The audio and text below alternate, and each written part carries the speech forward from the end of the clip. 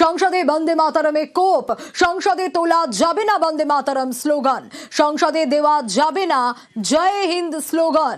পুরো নির্দেশ ফের প্রকাশ সচিবালয়ের। রাজ্যসভার সচিবালয়ের পক্ষ থেকে নির্দেশিকা, দুই স্লোগান শালীনতা বিরুদ্ধ বলে সচিবালয়ের দাবি। সোমবার থেকে শুরু সংসদের শীত অধিবেশন, আর তার আগেই স্লোগান নিষিদ্ধে দেশে তোলপাড়।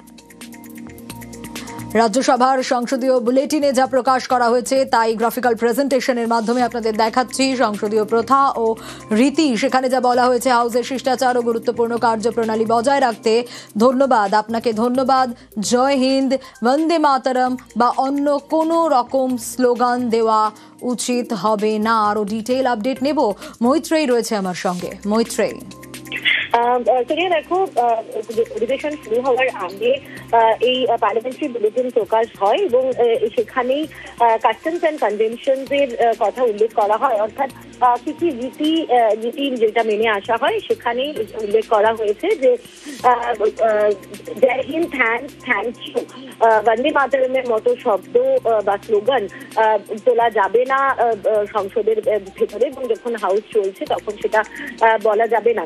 প্রথমত এই যে নির্দেশিকা বা এই কনভেনশন, সেটা প্রথম জারি হয়েছিল 2024 সালের মার্চ মাসে এবং 2024 সালের এপ্রিল মাসে, এবং তারপর থেকে প্রত্যেকটি অধিবেশনের আগেই কিন্তু এই কনভেনশনকে পুনরায় আবার প্রকাশ্যে আনা হয়।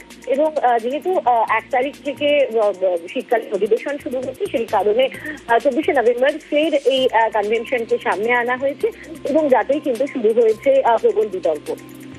বেশ।